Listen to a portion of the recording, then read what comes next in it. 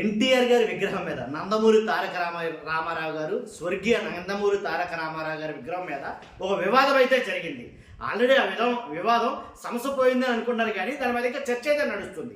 అందువల్ల మనం వీడియో చేస్తాం.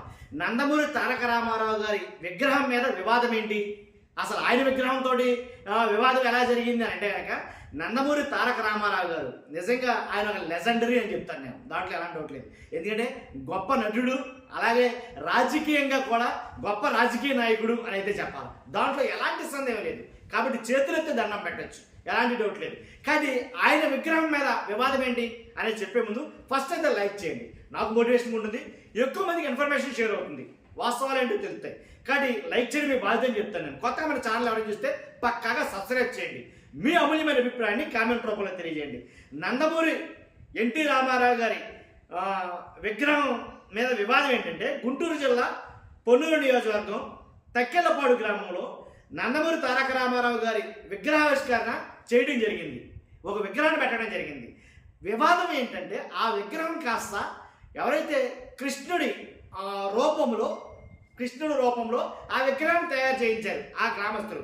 కానీ ఆ రకంగా తయారు చేయించడం వల్ల కృష్ణుడి రూపంలో నందమూరి ఎన్టీ రామారావు గారి విగ్రహం అలా కుదరదు, అలా వద్దు, అలా ఉంటే లేనిపోయింది భావితరాలకి మెసేజ్ మనం ఏమిస్తాం అని బీసీవై పార్టీ ఎవరైతే రామచంద్ర యాదవ్ అన్నారో అబ్జెక్షన్ తెలియజేశారు. వాస్తవంగా మాట్లాడితే అలా కుదరదు, చెయ్యొద్దు, వద్దు అని గతంలో కోర్టులు కూడా సెలవిచ్చాయి. ఏదైతే అంతకుముందు గతంలో తప్పుపట్టిన కోర్టు ఎలా అంటే, ఖమ్మంలో ఓ చెరువు గట్టు మీద సేమ్ ఇలాంటి విగ్రహం ప్రతిష్టాపన చేస్తే అప్పట్లో తెలంగాణ నాయకులు కొంతమంది ప్రతిష్ట చేయాలని అనుకుంటే కొంతమంది కోర్టుకు వెళ్తే, దాని ద్వారా కోర్టు చెప్పింది క్లియర్గా అలా కుదరదు, చేయకూడదని. ఇప్పుడు బీసీవై పార్టీ రామచంద్ర యాదవ్ ఆయన కూడా చెప్పింది అదే, ఏమని, ఇలా వద్దు అంటే కృష్ణుడు అని అంటే కనుక ఎలా ఉంటాడు అని మీరు సింబాలిక్గా ఎన్టీ రామారావు గారేమో అనే ఉద్దేశంలో ఉండిపోతారు భావితరాలకి.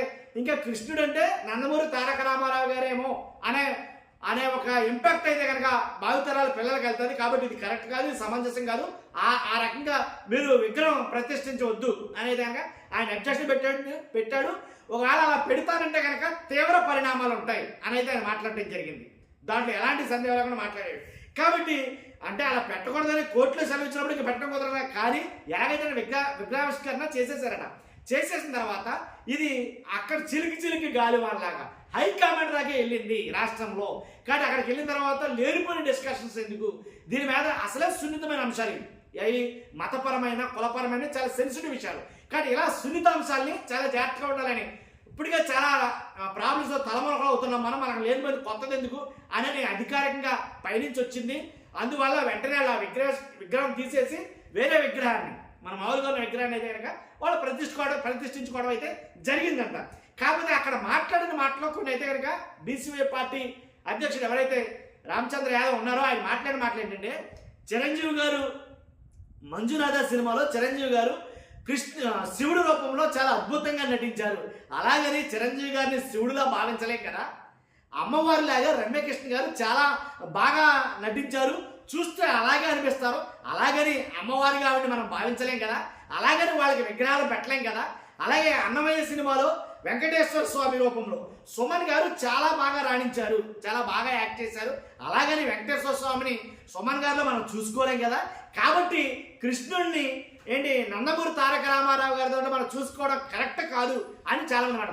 అలా లెక్కేసుకుంటే నిజంగా బీసీవై పార్టీ రామచంద్ర యాదవ్ గారు మాట్లాడిందని పక్కన పెడితే కనుక చాలా ఫోటోల్లో మీరు అర్థం చేశారో లేదో, కొన్ని బియ్యం సంచుల మీద కూడా ఆయన ఫోటోనే ఉంటాయి కృష్ణుడి రూపంలో. అలాగే కొన్ని రకరకాల పోస్టర్స్ మీద ఇలా వేస్తారు. కాబట్టి అంటే భావితరాలకి కృష్ణుడు అంటే ఎన్టీ రామారావు గారే అనే అభిప్రాయాన్ని వాళ్ళ మీద రుద్దొద్దు దయచేసి అనేది ఆయన మాట్లాడడం జరిగింది. కానీ ఇది వాస్తవమే నన్ను అడిగితే కనుక, ఎందుకంటే విగ్రహాలు అనేవి నన్ను అడిగితే అది వేరే సెక్టర్ కదా, దాని ఆ జోనర్లోకి మనం వెళ్ళి మాట్లాడకూడదు. కానీ జరిగింది అయితే ఇది, అది తీసేయడం జరిగింది. ఆ ప్రాబ్లం అయితే కనుక సమస్య పోయింది అని నేను అనుకుంటున్నాను. చూస్తున్నా మీరందరూ కూడా మీ అభిప్రాయం కామెంట్ రూపంలో తెలియజేయండి. ఫస్ట్ అయితే లైక్ చేయండి. Thank you much.